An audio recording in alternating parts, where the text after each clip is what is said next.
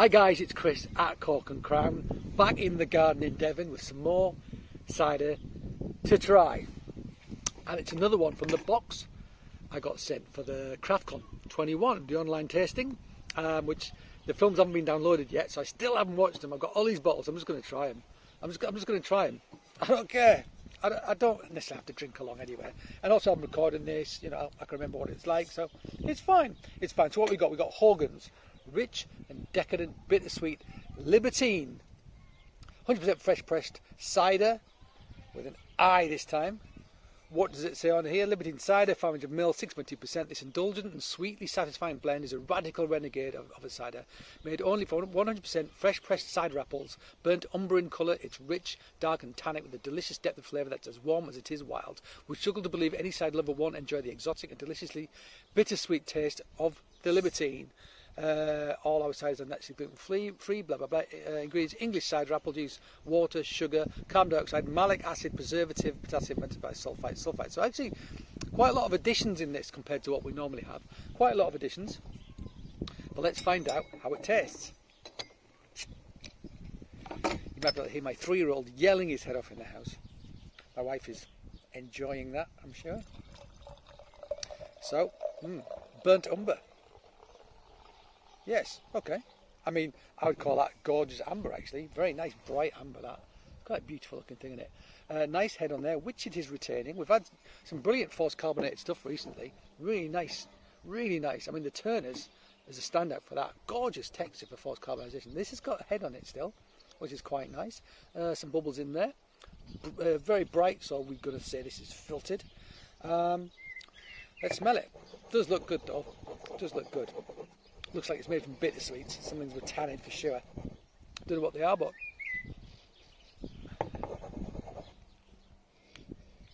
quite a delicate nose actually. But it has got that kind of slightly sweated apples, skin-like aged apple quality to it, with hints of fresh sort of red apple as well. But there's a hint of like sort of dark leatheriness to it as well from tannin. Yeah, aged apples, sweated apples. Ripe apples, not malic, not a green apple at all, totally different. Pleasant. It smells like it's going to have a bit of sweetness. You can't smell sweet, but smelling it makes me think it is, because it's got that sort of slightly baked apple pie character.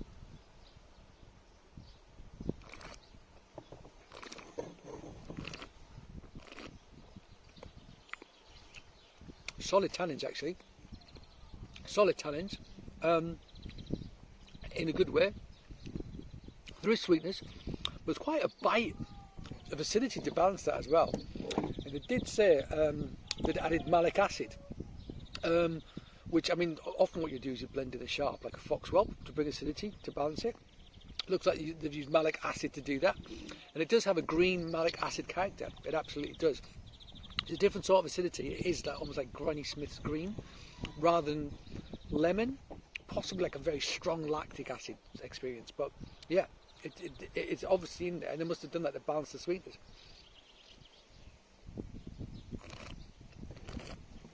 I mean, it's forced carbonated.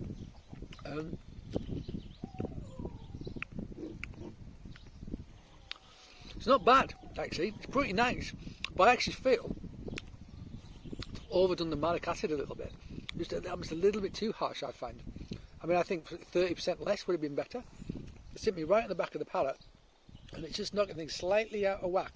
It's not super sweet, this. It doesn't need quite as much acidity to balance it out. But I always say that, you know, you need balance. If something's too sweet, I've got a sweet tooth, but something which is just sweet and nothing else can be cloying and unpleasant. I feel like this could do with less of that acidity, and it would have had a more rich, sort of kind of rich baked character, which I like. And it's got that. It's just that it's right on the back of the palate that acidity's hitting, which is making it slightly disjointed for me.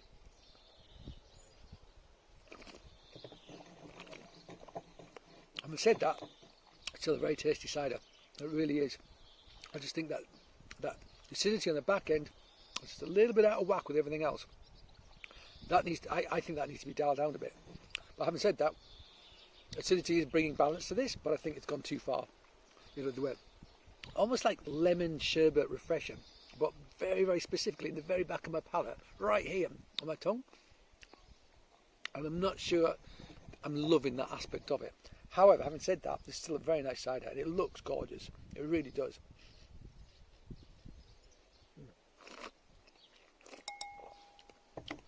Based in Warwickshire as well. I haven't had many Warwickshire ciders on the show, so that's quite nice to have something from Warwickshire, isn't it?